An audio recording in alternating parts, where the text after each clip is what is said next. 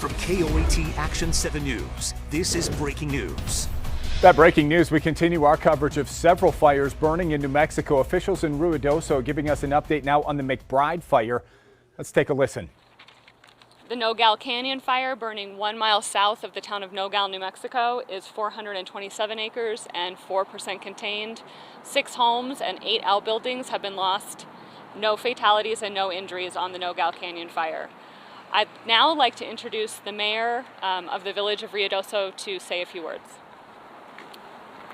Good morning. Thank you for being here. I'm Mayor Crawford. Just want to reach out to the community and let them know that the administration is moving into recovery plans.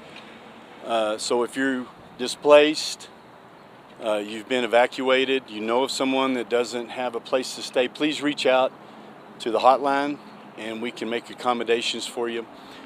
The donations from the surrounding communities have been unbelievable. We so much appreciate everything that's been done.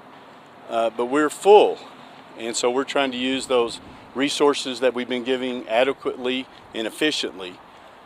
So we have plenty of food, we have plenty of clothes, those kind of things, but we still appreciate and need your prayers and your thoughts. Again, our hearts go out to the family of the deceased, to those that have lost their homes. So we're working hard on the future plans. We have a lot of state agencies, federal agencies, from whom we've heard from all that will be coming to Ruidoso shortly, and we're working on long-term plans for rebuilding, taking care of the folks that live here in this community, the children. We've been in contact with the schools, so we're planning on school opening on Tuesday. And again, if there's anything that anyone needs from the village, please reach out to the hotline. We are active, we're on the ground, and we turned the fire over to these guys earlier, and so our job now is in recovery, and that's what we want to do. But again, thanks everybody for coming, and if there's anything the village can do, please reach out. We're ready. Thank you, Mr. Mayor. Next, we have an update on fire activity from Incident Commander Dave Bales. So good morning, everybody. Again, Dave Bales with the Southwest Incident Management Team 2 in command of McBride and Nogal Canyon fires. Yesterday was a successful day for us. We were able to capitalize on the hard work that the local initial attack and Type 3 organizations did. We were able to get a lot of resources in. We've ordered a lot of engines, hotshot crews, additional aviation crews. You know, they're coming in from all over the country, so it takes time for them to get here. Once they got here, getting them out on the line to really start securing the perimeter of McBride and Nogal Canyon.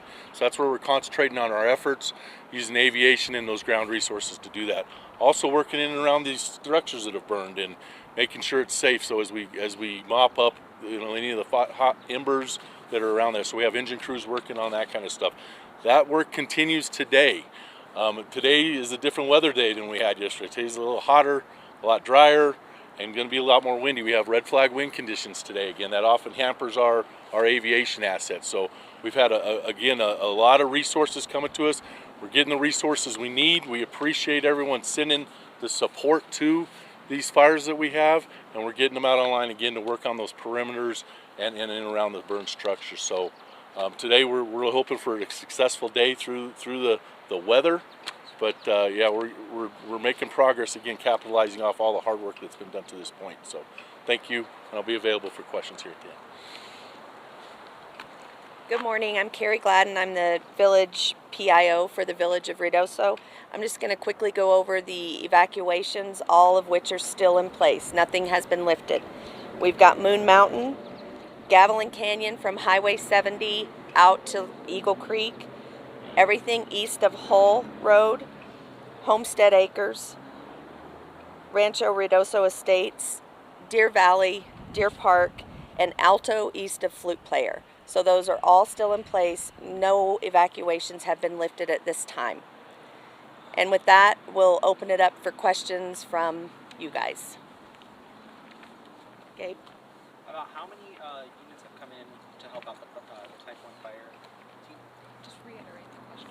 So the question was how many units have come in to help out the Type 1 team. I don't have an exact number. I know today, just this morning, we had like 14 additional engines, 2 more crews that were just getting assigned this morning. So we've as these engines, we have a lot of orders out. As they start to come in, we're pushing them out onto the line. And we also cover night shifts as well, because as far as day and night, right? So a lot of them are getting bed rest and going out tonight. So we're getting adequate resources today.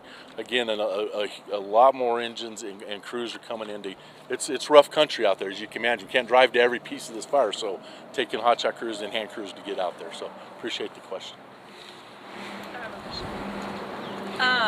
The State Department of Homeland Security said that the McBride fire was caused by a downed power line. Is that correct? At this time, McBride fire is still under investigation, and as soon as we get information from our investigators, we'll be able to tell you that information. So, thank you. As of right now, what is the estimated loss that has caused the community with all the structures, with all the homes lost, and the buildings? How much is the estimated loss in economic value? In economic value, I don't have that number for you. I mean, it's 200 plus homes just in McBride fire, and then the 6 homes in outbuildings in the No-Gal fire. As you can imagine, that's a huge loss, not just as well as to the economy and all that, in amounts to the community. It's a big loss, but I don't have that number for you. So.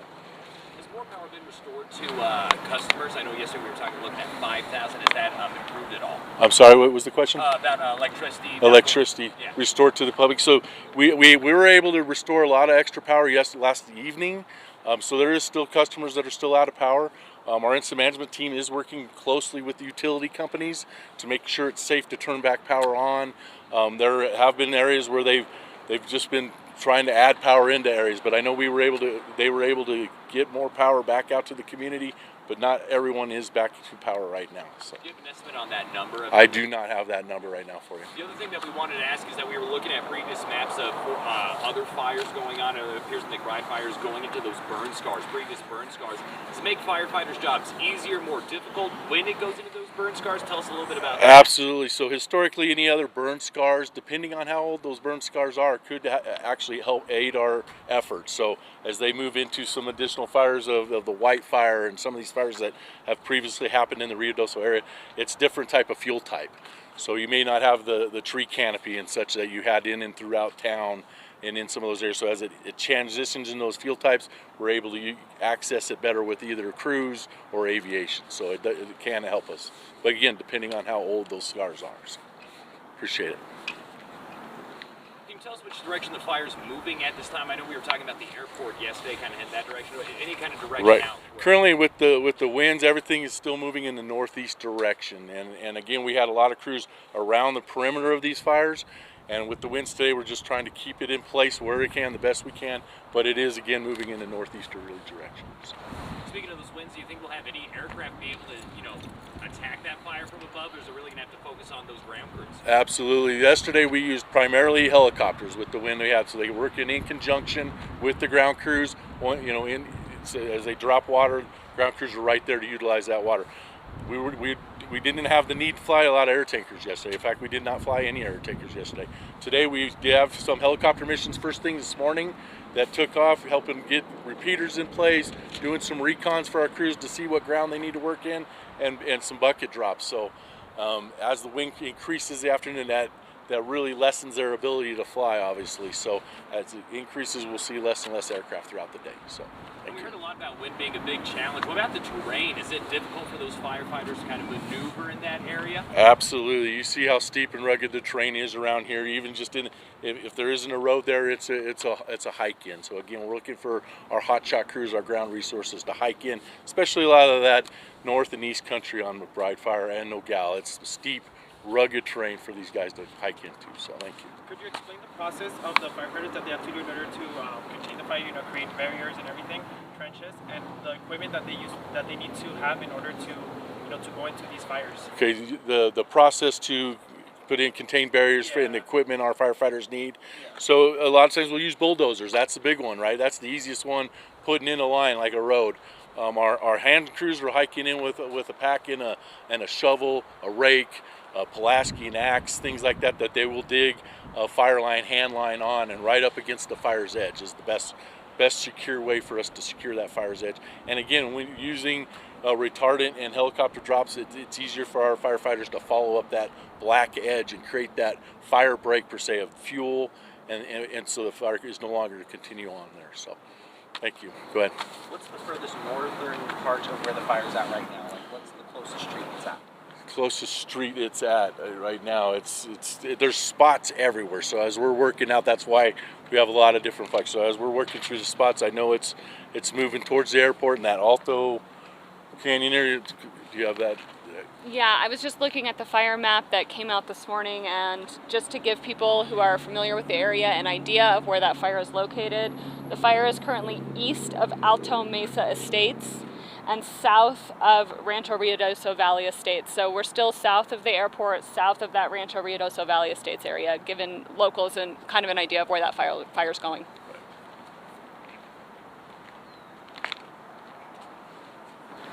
Any other questions this morning?